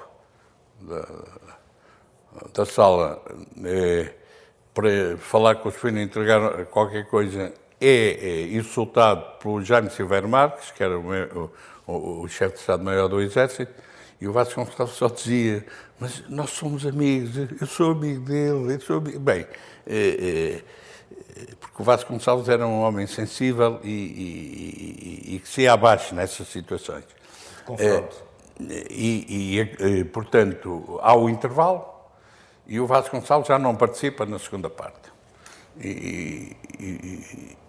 E as coisas começam com uma intervenção minha na primeira fila, em que me levanto e digo, ó, meu general, o senhor está Presidente da República porque nós mantém a confiança do MFA para estar Presidente da República. Mas o senhor só estará aí, e o Espino interrompe-me. Eu sabia que era isto que vocês queriam. Eu sabia. Aquela malta desata toda a bater palmas, controlada pelos espinolistas, põe a Assembleia toda a bater palmas e o Espino sai, porta fora, sai do palco. Eu sabia. Pá. E eu, assim na primeira fila, em frente ao Espino, fiz assim, olhar fixamente para os... Cruzei os braços para ele ver que eu não estava a bater palmas. O Espino saiu, saíram uns quantos espinolistas, eu salto para o palco e digo, vamos lá ver se nós nos entendemos. O que eu queria dizer, e que o Espino não me deixou, o José Espino não me deixou dizer, é o senhor estará aí enquanto tiver a nossa confiança e enquanto se mantiver na linha em que até agora se manteve.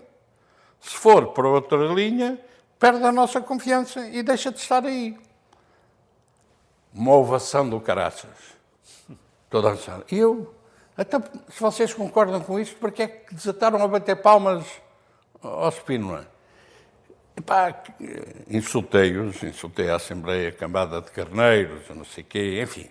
Não tinham nada... Como é que eles reagiram a esses? Não, batiam palmas. E eu digo, eu quero saber se tenho ou não tenho delegação para ir ao Presidente da República completar aquilo que não lhe pude dizer aqui. Com certeza, toda a gente aplaudiu, não sei o quê. E eu digo, então, mas para que é que vocês bateram palmas?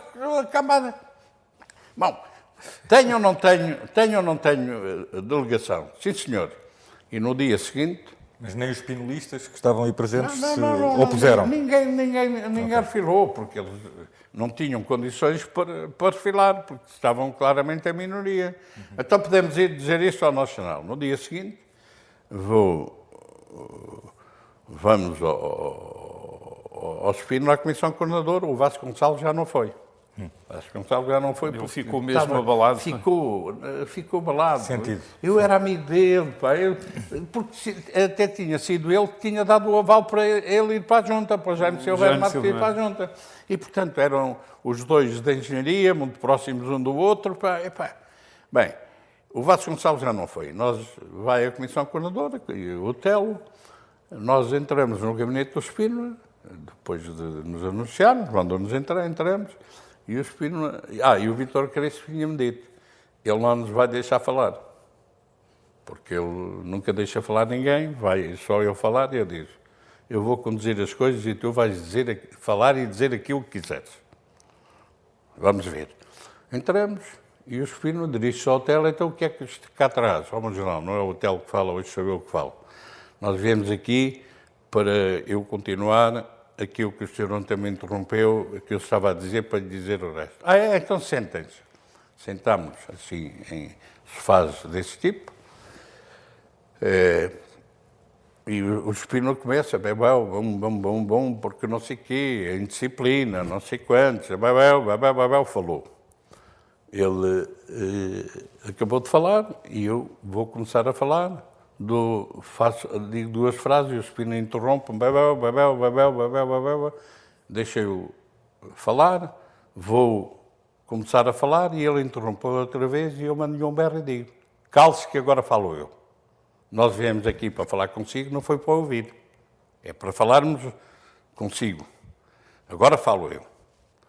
Falei, Vítor Crespo, queres falar? Podes falar. O Espino interromper um momento, agora falamos nós. Cada um disse, e quando o Espino viu que a situação lhe estava a fugir, diz-me, porque há indisciplina nas unidades militares, está a agraçar a indisciplina. Ainda ontem, um capitão no BC5, se não cumpriu a ordem do comandante, impôs-se, meu general, está mal informado. Eu sei desse episódio, sei o que se conta para aí, estou em condições de dizer que o senhor está muito mal informado. Não foi nada disso que se passou. O tipo levanta-se, não, levanta-se, pega no telefone e liga-me ao comandante da região militar de Lisboa. E nós ouvimos o que o Espínola diz, não ouvimos o que do outro lado. E ele, ouça lá, o que é que se passou ontem no BC6, no BC5, que não sei o quê, com o capitão, e o general comandante da região militar de Lisboa deve ter contado o que estava a passar, natural, o que se tinha passado. Mas tinham-me dito, cambada de idiotas, pumba! Descansou o telefone, vem para... Você agora tem razão. Você tem razão, mas não é só agora, tenho sempre razão. O senhor é que tem para aqui uma cambada de idiotas que andam aqui à sua volta, que só lhe dizem aquilo que você quer ouvir e não lhe contam a verdade. Um deles era o rapaz Manuel Monge. Eles só lhe dizem o que pensam que você quer ouvir. Bem, pronto, vamos embora. Vamos embora.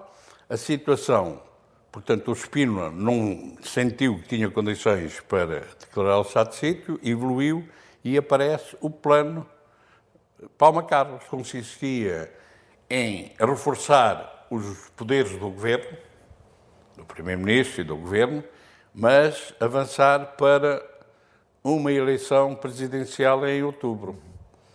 Pedia ele para juntar a legitimidade revolucionária à legitimidade democrática à revolucionária na pessoa do general Espínola e, contrariamente ao que estava previsto no programa do MFA, fazermos eleições para uma Assembleia Constituinte no prazo de um ano, que era o que estava previsto, portanto, realizar-se-iam eleições para a Assembleia da República, com a garantia de que era o Espínola que ia ser eleito, e as eleições para a Assembleia Nacional, as eleições gerais, ficariam para o dezembro de 74, 76. Portanto, 2 anos depois. Falhou. Ainda o Conselho de Estado, onde eu ainda não estou, mas nós reunimos antes e demos instruções ficou assente que os 7 conselheiros de Estado do MFA iriam defender a posição que defenderam. E entre vocês, na Comissão Coordenadora, não houve opiniões contrárias? Foram todos... Tudo pacífico. Tudo pacífico e portanto, o que podia ter levantado algumas dúvidas, mas que nós acabámos por aprovar, era o reforço do poder do Primeiro-Ministro. Nós aceitámos que sim, senhor, pronto, deixam lá reforçar os poderes, agora dentro do programa. E o Palma Carlos demitiu-se. Mas, por exemplo, o general Espínola, quando terá tido essa ideia, essa iniciativa, não teve o cuidado de, por exemplo, falar com vocês antes, nada. de tentar até convencer-vos, um a um, até... Não fez nada disso? Nada. Ele tinha o seu staff, os seus apaniguados, como eu costumo dizer, com a mania que eram uns grandes militares, uns grandes estrategas militares e não só, não acertaram uma, falharam todas, mas pronto, ele tinha uma áurea de que sabia escolher muito bem e, portanto, os espinolistas tinham, como eu costumo dizer, um selo na testa de tipos muito capazes, mas depois, na prática, eram um desastre. E, portanto, o Espínola... Qual era a dificuldade? Eles não eram persuasivos, não falavam convosco, não havia uma tentativa de desenvolver... Repara, nós dávamos bem uns com os outros. Eu já contei cenas com o Bruno. Lembro o Manuel Monge uma vez, quando o Otelo é graduado, é feito o Copcon, e é graduado em Brigadeiro, nós fomos a seguir a Belém, já não sei porquê, e chegámos e entramos no gabinete dos ajudantes, onde estava, e adjuntos militares, onde estava o Manuel Monge, e eu vejo o Manuel Monge a tratar o Otelo por o meu brigadeiro. O brigadeiro, eu olhei para ele e digo, Manel, estás a tratar o Otelo por o meu brigadeiro? Ele agora é brigadeiro, agora tenho que... Eu digo, olha, quando tu fores brigadeiro, eu mando-te à merda, pá. E irei tratar-te sempre por tu. Portanto, eu não sei que tipo o que é facto é que eles, e depois isso vem-se refletir decisivamente no 28 Portanto, o que está a dizer é que eles confiavam muito na hierarquia militar. Eu não sei se confiavam na hierarquia Ou militar. confiavam, quer dizer, confiavam muito eles. Eram demasiado formais, talvez. Portanto, o que é facto é que depois... Antes de avançar, queria só perceber os seus primeiros contactos com os líderes dos partidos. Com Mário Soares, com Sá Carneiro... havia algum tipo de contacto? Não me lembro muito. Eu costumo dizer que o PS cabia em 2 Fiat 600. Quando fizeram... O Fiat 600 era o carro mais pequenino que havia. E quando a delegação do PS foi falar à junta, o Mário Soares, eram 7 ou 8. O PS era isso. E eu digo, vocês cabiam em 2 Fiat 600. O PPD era o Sá Carneiro, com uma ambição extraordinária, mas agarraram-se não é liberal, à ala liberal, o Magalhães Mota, o Mota Amaral, o Sá Carneiro, portanto, e criaram, e foram incentivados, inclusivamente o CDS é incentivado por nós e pelo Espino para criarem partidos, porque havia um problema grave que só havia um partido instalado claramente, que era o PCP. O Partido Comunista teve sempre, na minha opinião, teve sempre uma estrutura dupla.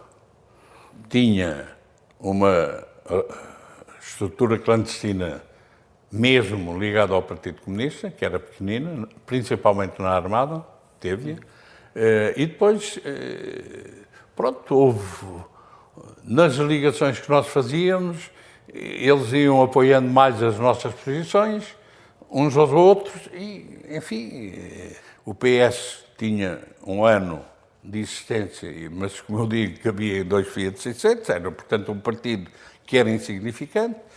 Os outros não existiam e, contrariamente àquilo que o Spínola queria, que era organizações políticas que depois, mais tarde, dar lugar, já não me lembro exatamente o que ficou no programa, a partidos, nós defendemos de imediato que tínhamos que abrir à constituição dos partidos todos. Pronto, e depois, assim, os adeptos do regime anterior tinham que ficar em algum lado. E a minha opinião é que foram mais para o PD do que para o CDS. O CDS, durante muito tempo, manteve-se um partido, eu não sei se o termo estará correto, mas próximo de genuinamente democrata cristão. Pronto, o PPD, mais de esquerda, as paredes de Lisboa estavam pintadas com... O PPD é pelo socialismo, acho que era assim. Por exemplo, havia uma dessas frases ali, quando se entra para Monsanto, indo para aquela igreja da Força Aérea, estava... Aquilo dá ali uma curva e um tipo, a certa altura, passava com um muro mesmo em frente. Esteve lá até durante muitos anos. O PPD é para o socialismo. Toda a gente gritava que era para o socialismo. A substituição de Palma Carlos por Vasco Gonçalves, como é que foi esse momento? Então, Palma Carlos pede admissão, quando é derrotado, e nós vamos formar um novo governo. Discute com o Spínola. O Spínola tentou avançar com o Firmino Miguel, e o outro homem, nós dissemos não, até porque o Firmino Miguel tinha ficado marcado por acompanhar o Spínola na tal reunião da manutenção militar. E nós dissemos não, impusemos e avançámos com a proposta do Melo Antunes para Primeiro-Ministro. E o Spínola disse, não, esse é comunista, não quer de maneira nenhuma. E depois é ele que aceitou Vasconcelos. Portanto, o Melo Antunes para o Spínola, na altura, era comunista e o Vasconcelos não era. E, portanto, o Vasconcelos vai para o governo, forma o governo.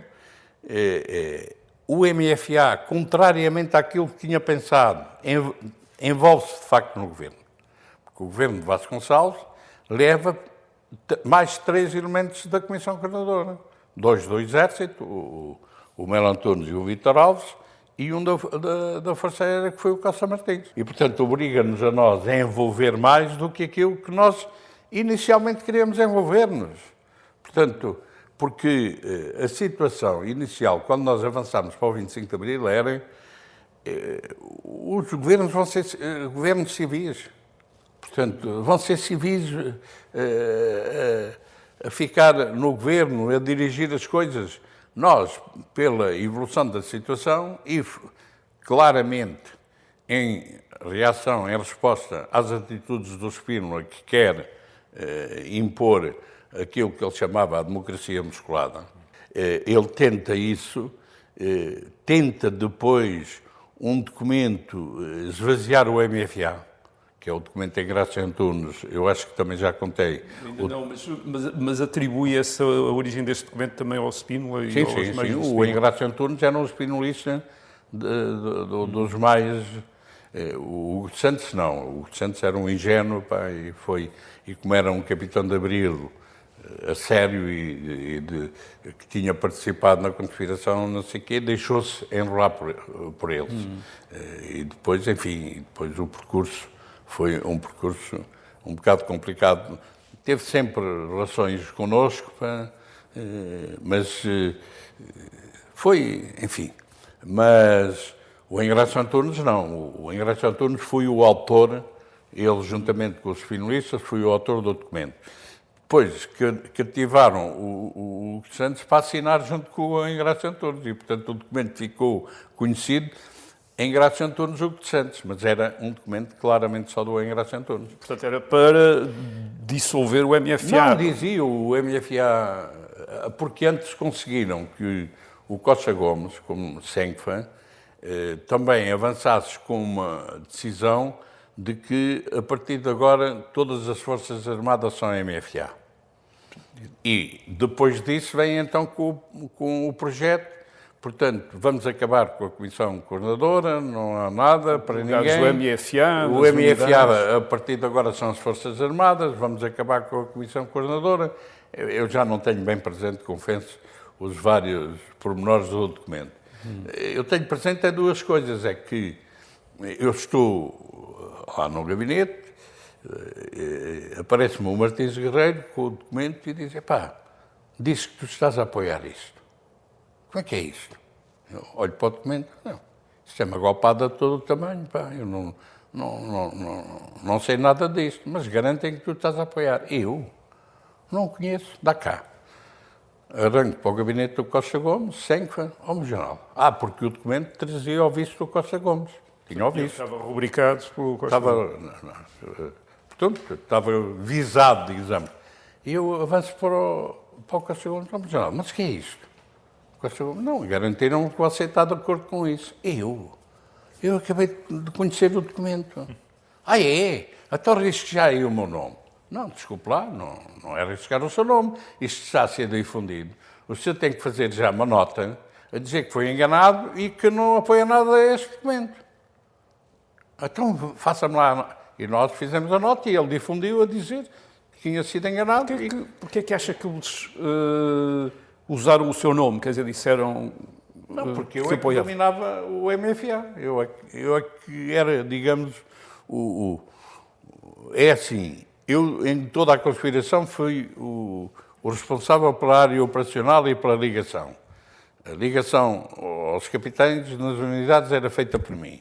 O hotel substituiu-me e depois isso avançou, fez com que avançasse para o COPCON. Portou-se bem na ação militar do 25 de Abril e depois foi para o COPCON. Mas quem tinha as ligações todas com o MFA era eu. E, portanto, era eu que estava a fazer frente aos finalistas e, portanto, eles, ao lançarem o documento para recolher assinaturas em todo o Portugal, e não só, já vos conto como é que foi na Guiné, eles acharam que deviam dizer, para convencer o Costa Gomes, que o Vasco Lourenço concorda com isto. O Costa Gomes diz, então risque aí. E lá fizemos então o comunicado a ele, em que ele dizia que não tinha nada a ver com aquele documento. E na Guiné, quem estava já lá a comandar na Guiné, o alto comissário, o comandante-chefe, era o Carlos Fabião. Eu telefono ao Carlos Fabião porque eles disseram de lá que apoiavam O documento. o documento. E eu telefono ao Carlos Fabião e digo, mas ó Fabião, mas o que é que se passa? Não, garantiram-me que você está a apoiar o documento. Isso é falso. Eu contei-lhe. E o Carlos Fabião, que tinha feito uma reunião do seu Estado-Maior todo, em Bissau, em que tinha apresentado o documento e tinha dito, o Vasco Lourenço concorda com isto, e tinha sido aprovado por unanimidade, o Carlos Fabião a seguir, então espera lá, faz outra reunião com os mesmos homens e diz, afinal, o Vasco Lourenço não concorda com isto, porque foi abusivamente que usaram o nome dele, e é recusado por unanimidade. Isso também revela que a opinião da maior parte dos oficiais é muito... Volátil. Quer dizer, muda muito, não é? Quer dizer, conforme os nomes... Repare, em termos militares, nós temos que pensar da seguinte maneira. Os militares ou confiam no seu comandante ou no seu chefe e discutem muito pouco as coisas, ou não são militares, digamos assim.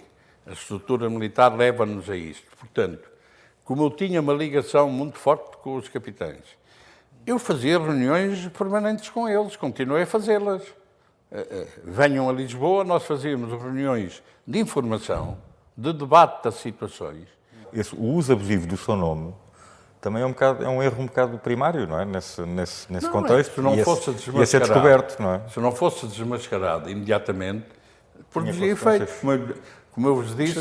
Mas ninguém lhe tinha... Quer dizer, bem, veio o Martins Guerreiro, foi-lhe falar... Não, foi dar conhecimento, dizem-me que tu concordas com isto. E ele achava que...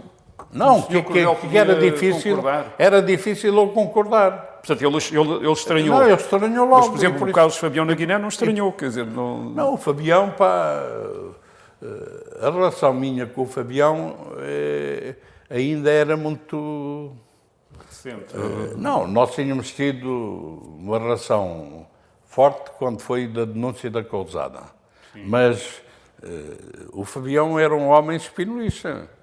O Fabião vai para a Guiné e com uma carta de missão do Spínola e o MFA na Guiné fala com ele, convence e ele nem abre a carta de missão.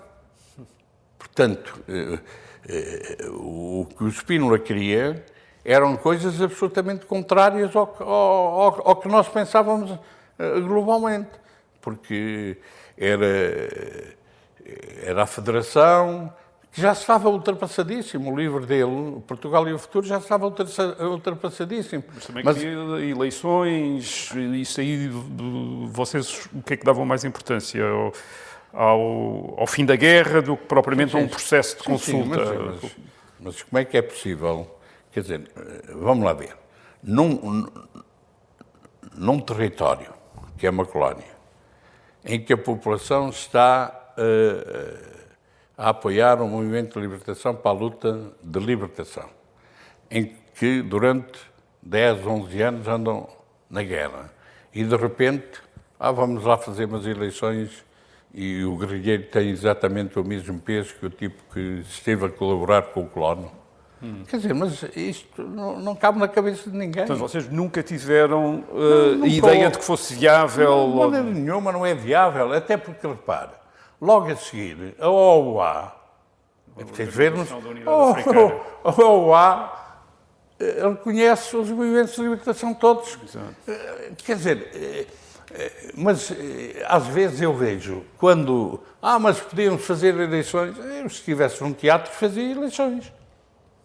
Se estivesse aqui com uma caixa de areia, que é aquilo que nós usamos para fazer a exemplificação das ações militares, em que é possível pegar numa unidade e agora esta põe aqui, depois esta põe ali, a caixa de areia é possível fazer tudo.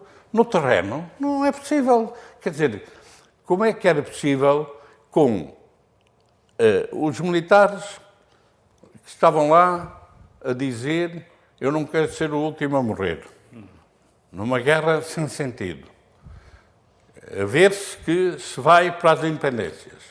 Aqui toda a gente a gritar, nem mais um soldado para as colónias.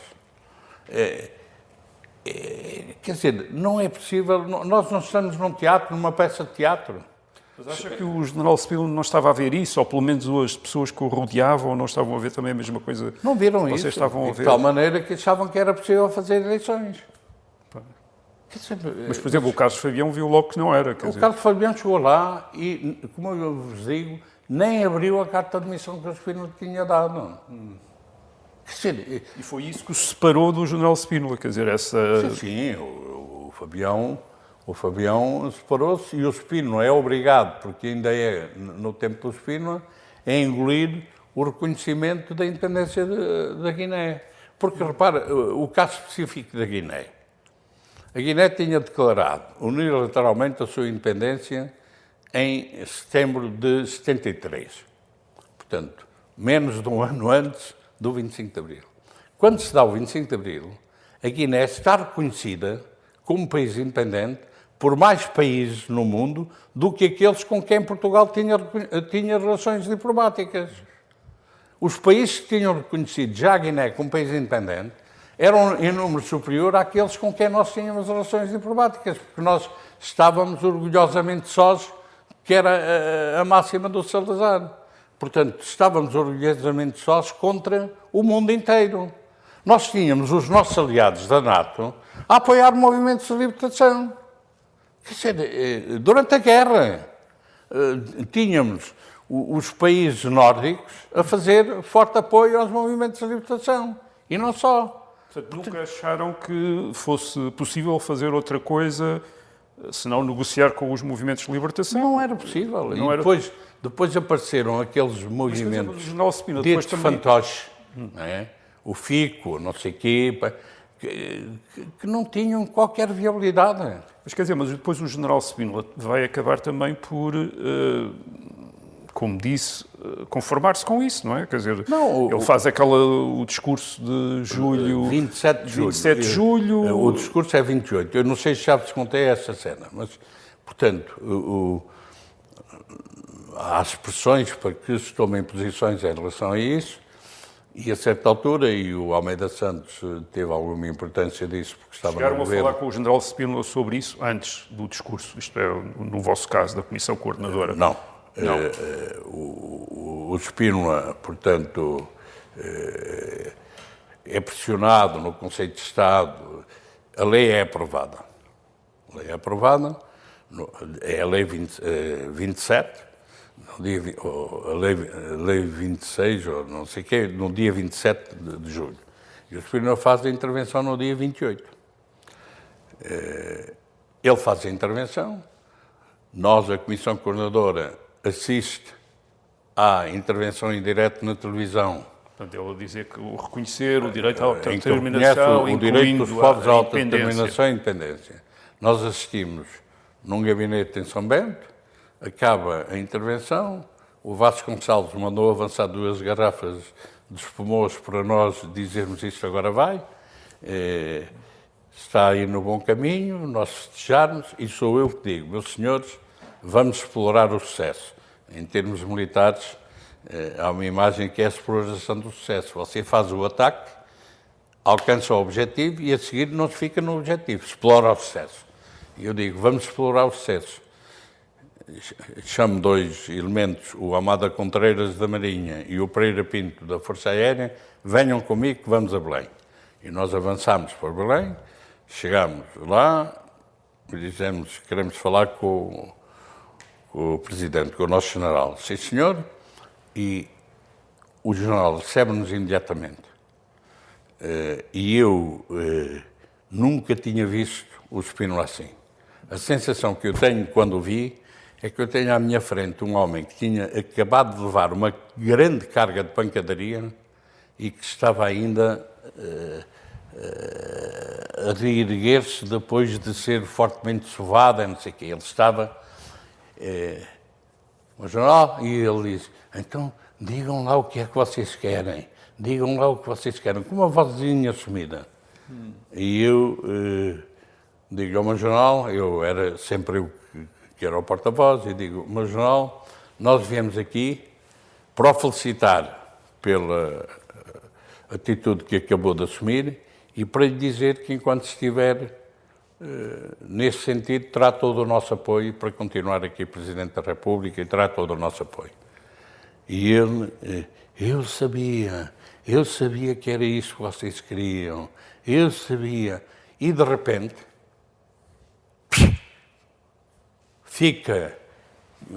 deixa de estar assim e diz, mas agora Angola é comigo. E eu, Major, espera aí, Angola é consigo. O que é que quer dizer com isso? Angola é igual às outras colónias. O senhor acabou de dizer que têm todos direito à autodeterminação e independência, que vamos caminhar nesse campo, e Angola é igual aos outros. Portanto, aquilo que eu acabei de dizer, o senhor estará aí, e com todo o nosso apoio, enquanto se mantiver nessa linha. Se mudar, Angola é igual aos outros. Bem, depois falamos. Pronto. E nós saímos dali e dissemos, pronto. Depois o tipo foi falar com o Nixon, foi não sei o quê, enfim, com o Mobutu, enfim, foi um chorrilho das neiras. Acha que essa foi a principal razão do vosso conflito com o general Spínola, a questão da descolonização, ou houve outras? Não, vamos lá ver. Porque ele foi-se conformando, não é? Quer dizer, aceitou Moçambique também. A descolonização, que eu nunca uso o termo isolado, eu uso sempre o termo independência / descolonização ou descolonização / independência, porque ninguém dá a independência de barato aos outros. A independência conquista-se, portanto houve aqui um misto da parte do colonialista, que era Portugal, e do colonizado, que eram as colónias. É o pano de fundo. Eu acho que é o pano de fundo que leva a tudo isto, que leva à ambição do Spínola de controlar tudo. Mas isso aparentemente para nós não era o principal. Para nós o principal era o domínio que eu queria ter aqui de Portugal, com controles não democráticos, com a tal democracia musculada ou quanto basta, que, pronto, se seguiu. Assim, o processo de descolonização acompanhou também, isto era, Melo Antunes, falava com... Não, eu se há uma coisa que me... não me posso penitenciar, porque que tenho pena de não ter feito, foi de ter acompanhado fortemente o processo de descolonização. Porque eu estava de tal maneira empenhado no processo interno que era muito difícil acompanhar o processo de descolonização. Só fui a Angola em novembro de 74, fui lá, porque aquilo estava a entrar em convulsão muito forte, e eu fui lá, e tive piada porque quando cheguei os jornalistas perguntavam-me se eu tinha ido lá para recambiar o Almirante Rosa Coutinho, e eu dizia, não, eu vim cá para dar apoio ao Almirante Rosa Coutinho. Mas, portanto, fui lá e estava lá. Tinha havido um processo complicado em Cabinda, depois, quando eu estava lá, deu-se outro processo em Cabinda, e eu fui com o Rosa Coutinho lá para ajudar a resolver o processo em Cabinda, mas não tive mais ligações muito estreitas, e acompanhando, como é natural. O Melo Antunes foi quem se envolveu muito mais. Eu, por exemplo, participei e assisti a uma situação que eu gosto de frisar, que, por exemplo, quando há a reunião em Lusaka, em que portanto, não é aquela que o Montes conta, porque essa não foi o Melo Antunes que foi lá, foi o hotel. Aquilo que o Montes conta, dizendo que foi que se passou com o Melo Antunes, do Samora de dizer afinal, senta-te aqui ao meu lado, que estamos do mesmo lado, foi com o Otelo. O Otelo tinha sido mandado pelo Spínola na delegação para controlar o Mário Soares, porque o Spínola não confiava no Mário Soares. E mandou-lhe o Otelo, e depois o Otelo fez aquilo de dizer claramente ao Samora, nós estamos do mesmo lado, e portanto não é preciso. Bom, mas quando se passa a Cimeira de Lusaka e vem, a delegação vai ao Conselho de Estado fazer o relatório do que se tinha passado. E que, portanto, eu lembro-me de que no Conselho de Estado eu tinha, por exemplo, o Freitas do Amaral. Eu lembro de ouvir o Freitas do Amaral dar os parabéns à delegação pela forma exemplar como tinha defendido os direitos de Portugal nas conversações com a Frei. Portanto, que depois esqueceram essa coisa toda, mas porque a delegação defendeu efetivamente os direitos de Portugal, não aceitando. Agora, depois, lá no terreno, conseguir concretizar as intenções, isso é muito mais complicado. Está a dizer que aqui em Portugal, no meio, envolvendo o MFA, envolvendo o Spínola, envolvendo até os elementos civis do Conselho de Estado, havia um certo consenso sobre o que estava a fazer. Sim. Nunca houve. O problema foi depois alguns exageros que no terreno não conseguiram evitar. Portanto, em Angola, enfim, com o batalhão em cuecas, porque a UNITA obrigou-os a despir os uniformes e os gajos fizeram depois a viagem de regresso em cuecas e um dos militares altamente valorosos que mandava o batalhão não conseguiu portar-se bem, mas houve episódios, por exemplo, o Melo Antunes dizia, isto é terrível, nós estamos em Lusaka a fazer as negociações com a Frelimo e de repente dizem-nos que num quartel se tinha deixado aprisionar pelos tipos da Frelimo que entraram para ali dentro.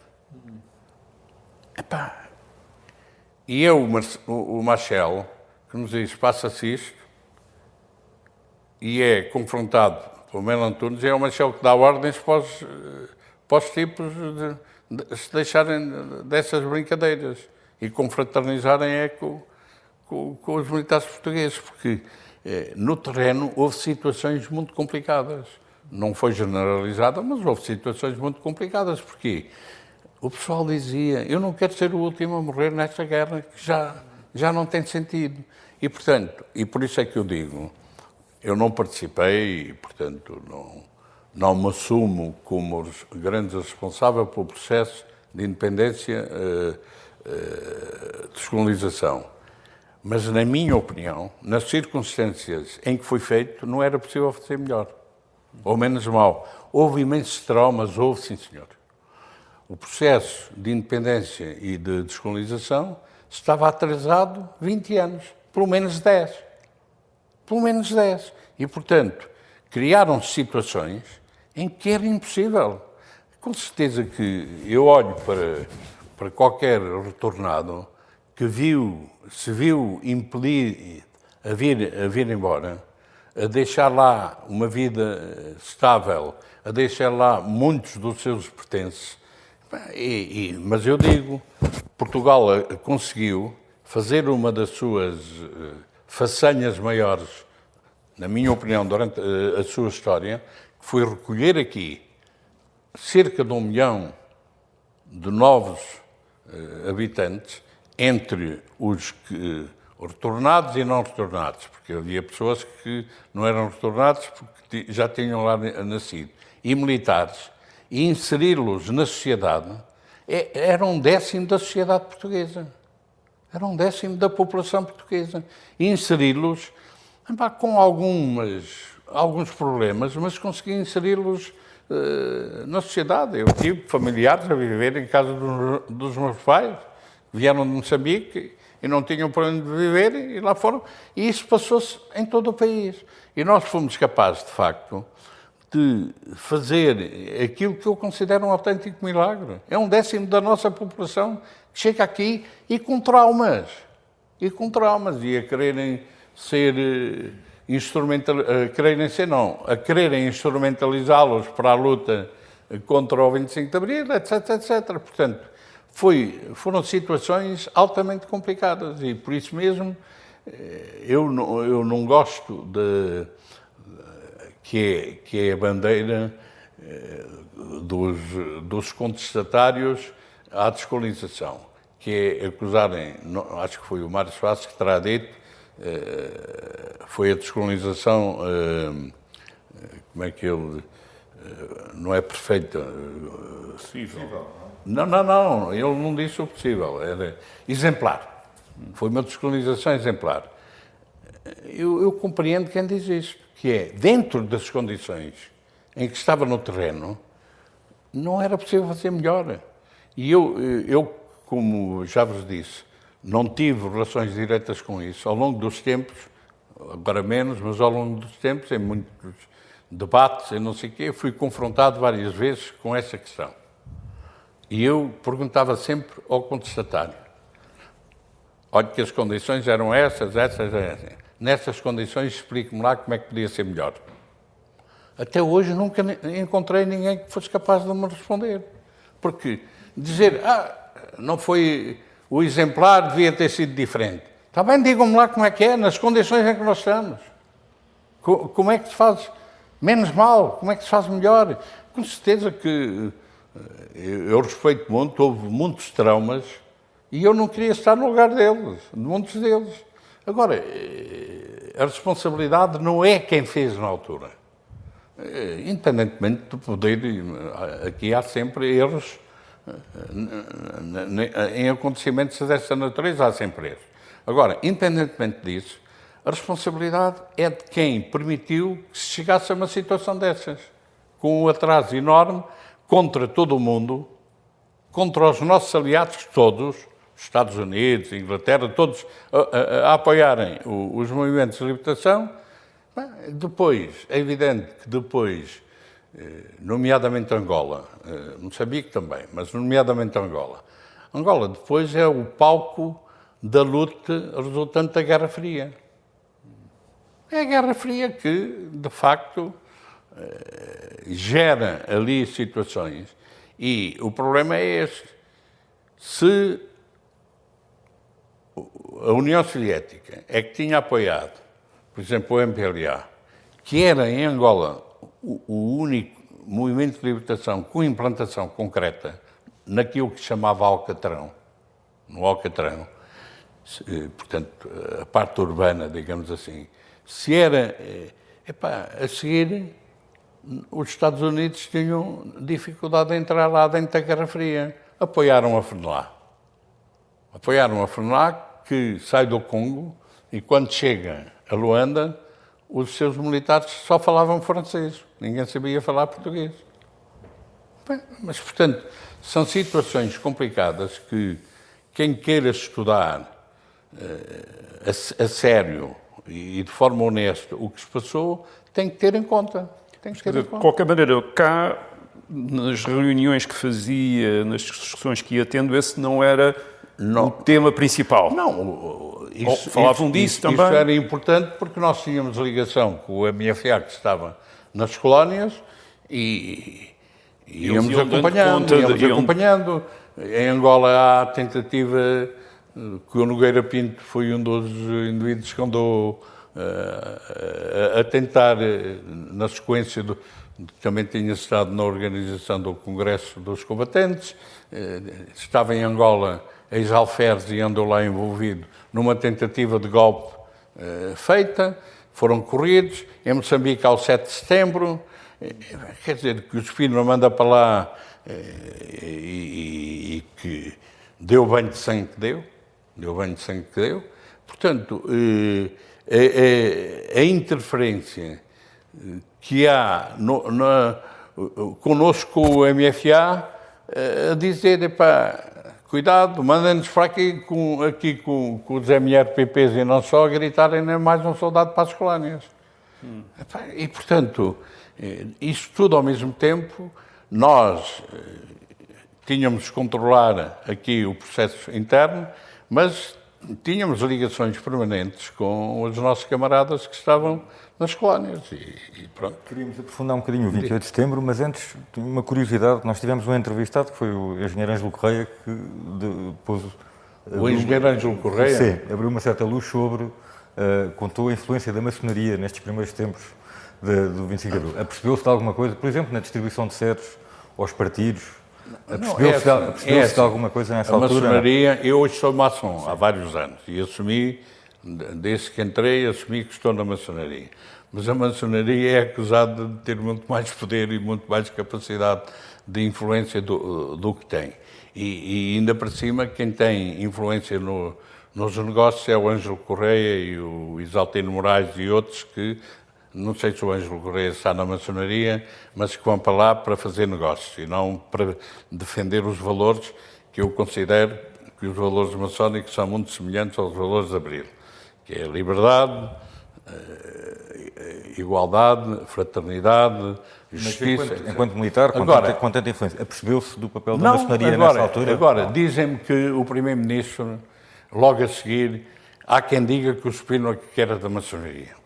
Nunca consegui comprovar isso. Confesso. Nós temos um princípio na maçonaria, que é este. Qualquer maçom é livre de dizer que é maçom. É proibido de dizer que fulano é maçom se esse fulano não tiver dito que é maçom. Portanto, eu, como o Spínola nunca disse, eu jamais vos poderia dizer que ele é da maçonaria. Mas disseram que é, mas disseram. Corre por aí, já correu. Eu confesso-vos, nunca consegui confirmar isso. E acha agora, o que é que acha? Agora, acha estranho ou acha... por exemplo, o Palma Carlos era, mas ouça, o Raul Rego, que foi um dos tipos que nós indicámos como provável primeiro-ministro logo a seguir, era maçom. Dizem que o Dias Amado, que era o grão-mestre na altura, que teve uma forte influência junto do Spínola e conseguiu, porque havia só na altura uma obediência maçónica, que era o Grande Oriente Lusitano, que fica aqui no Bairro Alto, à qual eu pertenço, que tinha sido despojado da sede onde estava a Legião Portuguesa, que lhe devolveram a sede, a maior parte dos documentos, muitos deles tinham-se perdido, porque a Legião Portuguesa tinha-os queimado, e não sei o quê, enfim. Mas que influenciou a nomeação do Palma Carlos. Não sei se influenciou. Agora, eu já me habituei, depois que estou na maçonaria, já me habituei a uma coisa que aí não há dúvida nenhuma. Temos muito mais fama de fazer coisas e de influenciar do que se passa na realidade. Há, como eu digo, entretanto formaram-se outras obediências, que é a organização base da maçonaria. A maçonaria tem organizada em dois tipos de organizações. São as obediências e são as potências. As obediências trabalham, digamos, nos graus primários, que é o aprendiz, o companheiro e o mestre, e as potências trabalham nas chamadas ou ordens de sabedoria, se for o rito francês, ou altos graus, se for o rito escocês, antigo e aceito. Havia só uma obediência e nem havia potência. Ou já havia, não, nem sei. Pá. Bom, mas o que é facto é que hoje há várias obediências e há para aí muita gente a dizer-se maçónico que nós temos um princípio lá na maçonaria, que é, há lá um ritual em que se pergunta, tu és maçom?